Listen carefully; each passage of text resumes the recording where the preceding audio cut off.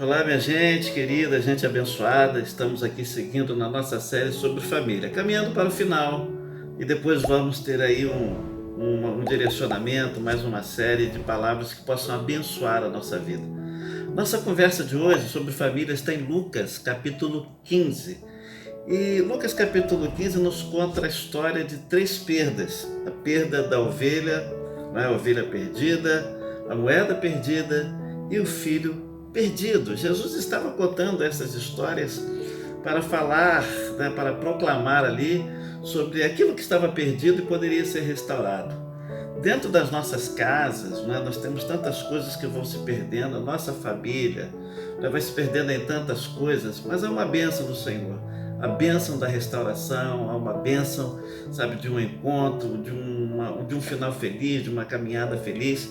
E este filho pródigo, né, a gente quer falar um pouquinho sobre ele aqui, ele tomou uma decisão na sua vida, ele tomou a decisão de sair de casa. Você conhece essa história, e viver desperdiçando tudo que ele havia conquistado como herança dos seus pais, e ele foi viver a sua vida, né? Ele quis ser o esbanjador, conhecer a vida, né? E ele abandonou o que era mais importante para ele, que era a sua casa, a sua família, para viver segundo o seu próprio coração. Ele seguiu a sua própria vontade, uma vontade que era contrária à vontade do Pai.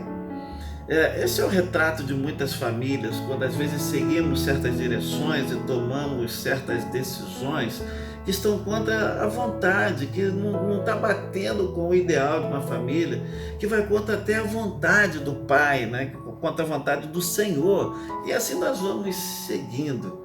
E é nos permitido pensar nesta parábola como ficou aquela família após a ruptura, ao saber os pais que o filho estava longe, como ele estava, da maneira que ele estava vivendo. Então a gente fica se perguntando o que aconteceu para que ele resolvesse sair da sua casa, né? Como era o relacionamento daquele casal, como eles inspiravam ali os seus filhos, né? Porque um filho saiu de casa e o outro permaneceu em casa, mas com o coração assim meio carregado de amargura. Isto fica muito claro quando o pai faz uma festa para o filho que volta, para este filho pródigo, né? Cada família tem a sua história. Qual a história da sua família?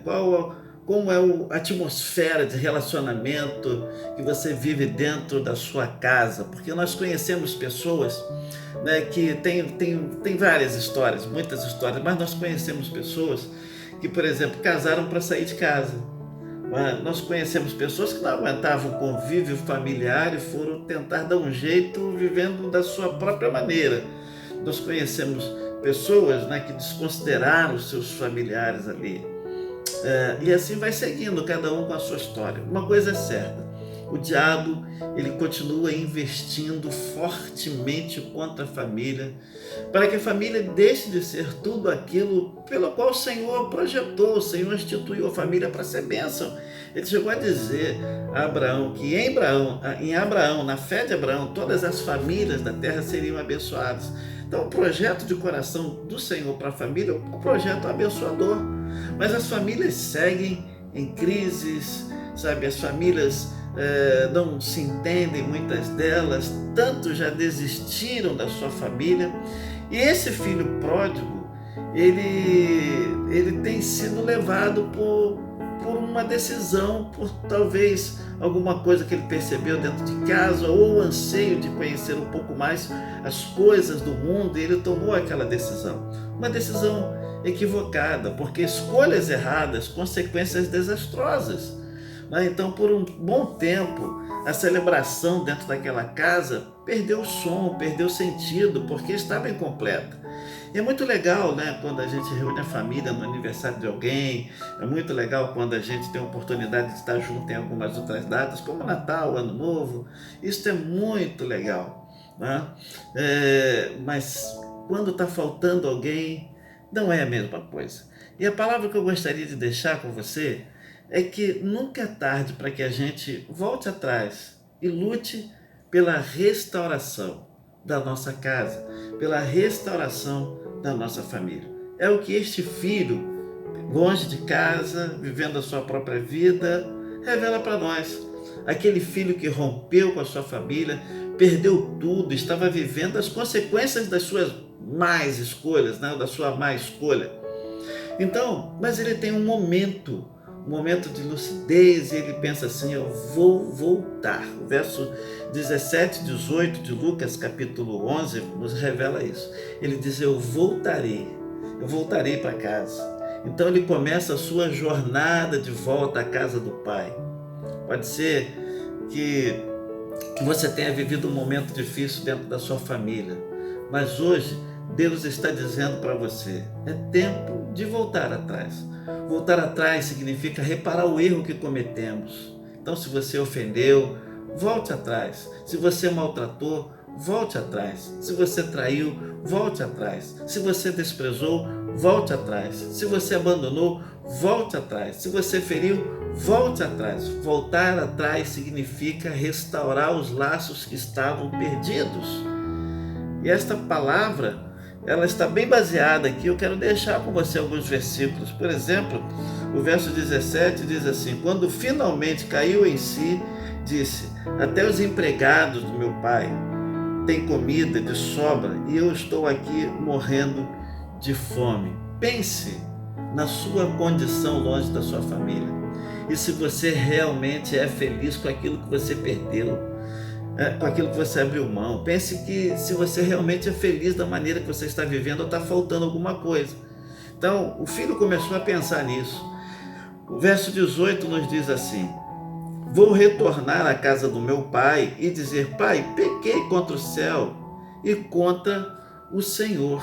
Não fique apenas na vontade, tenha atitude, tenha coragem, faça o que precisa ser feito. Este filho que estava voltando para a sua casa está nos ensinando isso.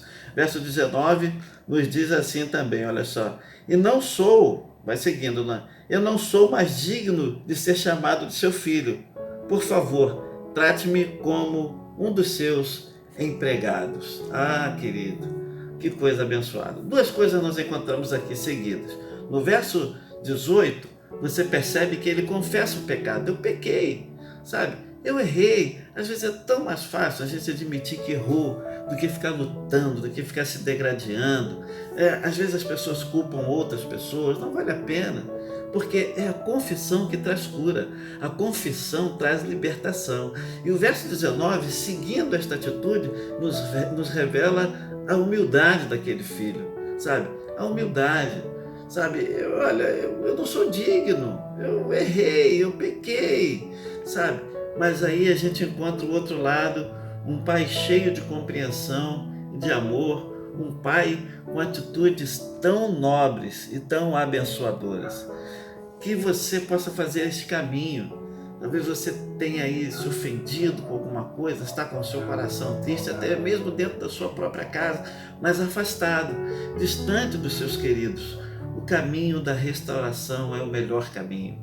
É um caminho talvez difícil de fazer, porque ele mexe com o nosso orgulho, ele mexe com o nosso eu, mas essas coisas precisam ser quebradas dentro de nós. Precisamos compreender que fazer o caminho de volta, que fazer o caminho da restauração é muito abençoador. O que eu quero dizer para você é que Deus nos ama, é que Deus é este Pai que está sempre de braços abertos, que Deus é este Pai amoroso, que Ele quer sempre o nosso bem, o bem da nossa casa, o bem da nossa família. Eu tenho encontrado diversas pessoas com medo de recomeçar, pessoas que carregam amarguras, feridas, e elas têm medo. Pessoas que sofreram dentro de um relacionamento, pessoas feridas, pessoas frustradas. E o que eu quero dizer para você: recomece a sua vida com a bênção de Deus, com a bênção do Senhor, porque a bênção do Senhor traz paz, a bênção do Senhor traz vitória. Creia que tudo pode dar certo, creia que tudo pode ser melhor, creia que tudo pode ser diferente, muito mais do que você possa imaginar. A restauração trouxe alegria de volta àquela família, de volta àquela casa, e trará também alegria para o seu coração, alegria para a sua família.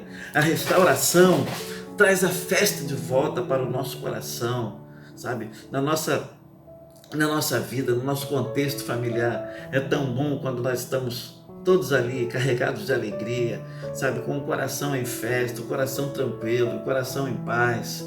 Ah, querido, né? E eu penso que aquele momento de restauração ali não dependia, né, de todos os que estavam na casa. Claro que dependia do pai recebê-lo, mas também dependia muito da atitude daquele que saiu, daquele que abandonou, daquele que deixou. Ele teve a atitude, né? Ele teve a atitude de voltar. Ele teve a atitude de falar assim: eu vou voltar para casa, sabe? Então é quando a gente toma uma atitude que é arrependimento, a gente precisa ser o primeiro, né, a tomar a decisão de fazer o caminho de volta. Porque o que acontece, querido?